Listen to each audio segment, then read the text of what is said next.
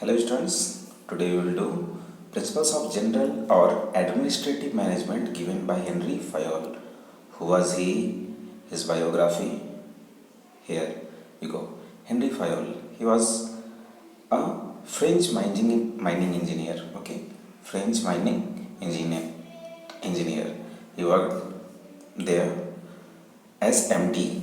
Okay, when the company was on the verge of bankruptcy, he accepted the challenge and by using his experience, he turned the fortune of the company. Okay, he is also known as father of general management. Father of general management, Henry Fayol, and was father of scientific management, that is F.W. Taylor. Okay, so he has given some principles of management, how to work in a company. Okay, administration level. Okay, so there are 14 principles, basic guidelines to run a company. What are they? As you can see here, 14 principles. On the other hand, Taylor has given 4 principles of management. Okay, so Henry Fayol here is given 14 principles. One by one we will cover all. First division of labour. What is it? Division of labour, काम को छोटे छोटे भागों में बांटना based on this word specialisation. Okay, suppose in a company there are a lots of work, बहुत सारे काम होते हैं, हम नेचर के हिसाब से बांटते हैं. सपोज सीसीएल में माइनिंग वाले लोग भी है, इलेक्ट्रिशियंस भी है, ट्रांसपोर्टेशंस भी है, तो हम काम को छोटे छोटे भागों में बांटते हैं जो स्पेशलिस्ट है उसमें, ताकि काम बहुत अच्छे से हो, जल्दी हो, कम कॉस्ट में, और हम ऑर्गेनाइजेशनल ऑब्जेक्टिव को अचीव कर सकें. So division of work means काम को छोटे छोटे भागों में बांटना स्पेशलाइजेशन के हिसाब से. Next, authority and responsibility. Authority means power to take decisions. हम डिसीजन लेने का हमारे पास राइट होता है, पावर होता है. And what is responsibility? अगर ऑथोरिटी है हमारे पास, रिस्पॉन्सिबिलिटी ऑटोमेटिक आ जाती है. अगर मुझे क्लास टीचर की रिस्पॉन्सिबिलिटी दी गई है तो मुझे साथ में ऑथोरिटी भी दी गई है, डिसीजंस लेने का पावर भी दिया गया है. एक कंपनी में अगर कोई प्लांट मैनेजर है, उसकी रिस्पॉन्सिबिलिटी है पूरे प्लांट को मैनेज करना. ठीक है, तो उसके लिए सफिशिएंट डेलीगेशन ऑफ ऑथोरिटी भी उसे दिया जाता है ऊपर वाले लेवल के थ्रू. ठीक है, पावर डिसीजन लेने का. तो ऑथोरिटी एंड रिस्पॉन्सिबिलिटी ये पैरेटिव एलिमेंट है, एक दूसरे के साथ आते हैं.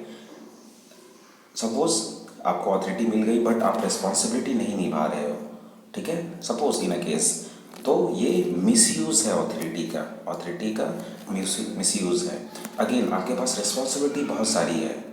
ओके, बहुत सारी रिस्पॉन्सिबिलिटीज़ है बट ऑथोरिटी नहीं है. ठीक है, रिस्पॉन्सिबिलिटी नहीं है बट ऑथोरिटी नहीं है, तो आप अच्छे से काम को नहीं कर पाओगे क्योंकि आपके पास पावर नहीं है डिसीजन लेने का. ओके, सो ये हमारा सेकेंड प्रिंसिपल है. Next, discipline. खेल का मैदान हो, कंपनी हो, पढ़ाई हो, life, discipline is must.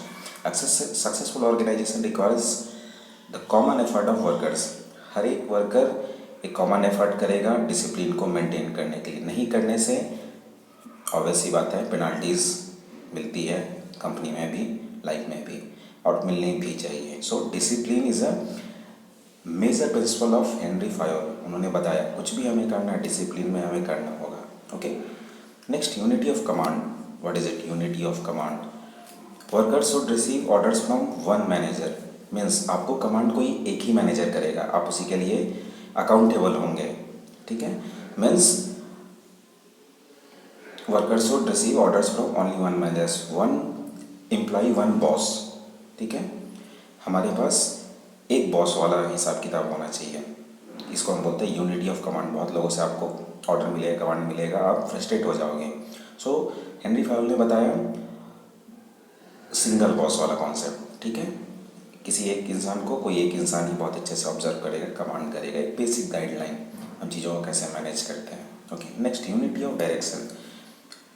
All the man material resources has to be utilised in the way of organisational objective. Organisational objective को हमें अचीव करना है, उसके लिए हम एक डायरेक्शन में काम करेंगे. यूनिटी मीन्स वन डायरेक्शन, किसी एक डायरेक्शन में काम करना. अगर इस तरह से चीज़ें होंगी, सारे रिसोर्सेज एक तरह से काम करेंगे। सपोज इसको आप ले सकते हो, हमें इस साल कुछ टारगेट अचीव करना है, तो सारे लोग उस टारगेट को अचीव करेंगे। हर एक डिपार्टमेंट, वो इलेक्ट्रीशियन हो, माइनिंग हो, ट्रांसपोर्टेशन हो, हमें कॉस्ट कम करना है, तो हर किसी का डिपार्टमेंट उस दिशा में काम करेगा। So it is unity of direction. ये बहुत अच्छा मेजर प्रिंसिपल है। Okay, next remuneration. F W. Taylor ने भी इसके बारे में बात किया था, बट उन्होंने बात किया था on the basis of efficiency. आप कितना काम करते हो, ज़्यादा करते हो तो ज़्यादा, कम करते हो तो कम, differential piece wage system. Okay, on the other hand Fayol has described remuneration concept. उन्होंने बताया हमें एक यूनिफॉर्मिटी निभानी होगी, ठीक है।